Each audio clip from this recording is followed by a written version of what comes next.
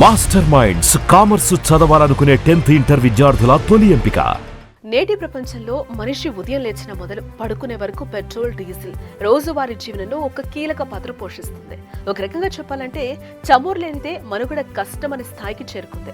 వాహనాలు, విమానాలు, నీటి రవాణా మొదలైనవి చమురు ఇంధనాలపై ఆధారపడతాయి. ప్రత్యామ్నాయ ఇంధనాలంటే విద్యుత్, సౌరశక్తి ఉన్నప్పటికీ చమురుపైనే ఎక్కువ ఆధారపడుతూ ఉంటారు. భారతదేశం చమురు దిగుమతులపై 80% కంటే ఎక్కువ ఆధారపడుతుంది. అలాంటిది ఇప్పుడు భారత్ జాక్పాట్ కొట్టింది.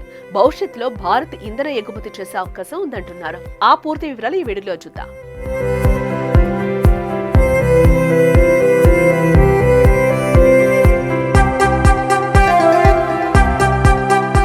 ప్రపంచంలో అతిపెద్ద చమురు ఎగుమతి దేశాల్లో సౌదీ అరేబియా ఒకటి. ఆర్థిక వ్యవస్థలో చమురు ఎగుమతులు ప్రధాన భాగం. తర్వాత Russia, Iran, Kuwait, Venezuela, Iran, Nigeria వంటి దేశాలు చమురు ఉత్పత్తి చేస్తున్నాయి. చమురు దిగుమతి చేసుకునే వాటిలో భారత్ కూడా ఒకటి. అలాంటిది ఇప్పుడు భారత్ జాక్పాట్ కొట్టిందని వార్తలు వస్తున్నాయి. కలిసొచ్చే కాలానికి నడిసొచ్చే కొడుకు పుడతాడనేది సామెత గుర్తుంది కదా. ఇప్పుడు భారత్ కి అలాంటి మంచి రోజులే వచ్చాయంటున్నారు కేంద్ర పెట్రోలియం, సహజ వనరుల శాఖ మంత్రి హర్దీప్ సింగ్ పూరి. అండమాన్ ద్వీప సముద్ర గర్భంలో బయటపడిన చమురు నిక్షేపాలు మన దేశ చమురు కరువును శాశ్వతంగా తొలగిస్తామని హర్దీప్ అంటున్నారు. కనీవిని ఎరుగని రీతిలో 2000 సంవత్సరాల పాటు మన దేశ చమురు అవసరాలను తీర్చగల స్థాయిలో అండమాన్ చమురు నిక్షేపాలు ఉన్నట్టుగా చెప్తున్నారు.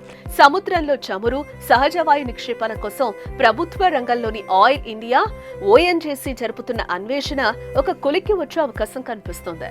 సముద్ర జలాల్లో దాదాపు 1,84,440 కోట్ల లీటర్ల, దాదాపు 1,160 కోట్ల బ్యారెళ్లకు సమానమైన భారీ చమురు నిక్షేపాలు ఉన్నట్లు మంత్రి హర్దీప్ సింగ్ తెలిపారు. ఈ నిక్షేపం ఇటీవల దక్షిణ అమెరికాలోని గయానాలో కనుగొన్నంత భారీ స్థాయిలో ఉంటుందన్నారు.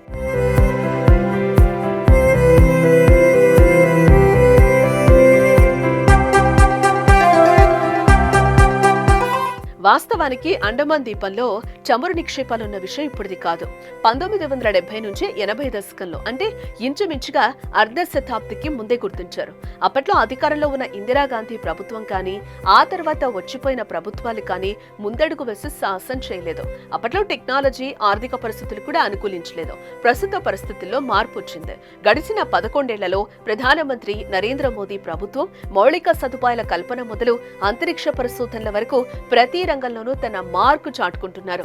ఈ రోజున ఆయిల్ రిఫైనరీలో మన దేశం పబ్లిక్ ప్రైవేట్ భాగస్వామ్యంలో చాలా వేగంగా ముందుకు సాగుతోంది. ఏకకాలంలో 26,000 బోర్లు వేసి చమురు నిక్షేపాలను అన్వేషించడం అంటే మామూలు విషయమేం కాదు. ఈ నిర్ణయం భారత రూపురేఖలను మార్చుతుందని మంత్రి హర్దీప్ సింగ్ పూరి ఒక ఆంగ్ల టీవీ ఛానల్ కి ఇచ్చిన ఇంటర్వ్యూలో చెప్పారు.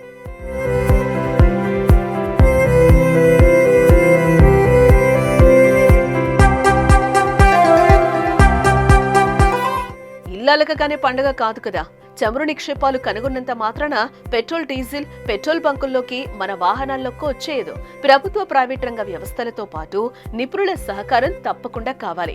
ప్రస్తుతం దేశంలో ప్రభుత్వ రంగ సంస్థలైన ONGC, Bharat, HP, Indian oil కంపెనీలు చమురు తవ్వకాలు, నిర్వహణ బాధ్యతలు చూస్తున్న విషయం తెలిసిందే. అలాగే రిలయన్స్, నయారా వంటి ప్రైవేట్ కార్పొరేట్ సంస్థలు చమురు రంగంలో చురుగ్గా పనిచేస్తున్నాయి. వీటన్నింటి సహకారంతో మనం కనే కల సాకారమవుతుంది. అత్యధిక చమురు నిల్వలు ఉన్న తొలి 20 దేశాల్లో మన దేశ స్థానం సముచిత స్థానం సంపాదించుకుంటుంది. ఇదిలా ఉంటే గత ఆర్థిక సంవత్సరం ఓఎన్జీసీ దేశంలోని వివిధ ప్రాంతాల్లో చమురు, గ్యాస్ నిక్షేపాల అన్వేషణ, ఉత్పత్తి కోసం 37,000 కోట్లు ఖర్చు చేసింది. ఇందులో పెద్ద మొత్తం అండమాన్ నికోబార్ సముద్ర జలాల్లో బావుల తవ్వకం కోసం ఖర్చు చేసినట్లుగా అధికారిక వర్గాలు చెప్పాయి. భారత్ అతి త్వరలోనే ఇతర దేశాల నుంచి ఎగుమతి చేసుకునే అవసరం తగ్గిపోయే అవకాశం కనిపిస్తోంది. అలాగే పెట్రోల్, డీజిల్ ధరలు కూడా భారీగా తగ్గడం మనం గమనించవచ్చు. ఇది దేశ ఆర్థిక వ్యవస్థకు ఎంతగానో ఉపయోగపడుతుందని చెప్పొచ్చు.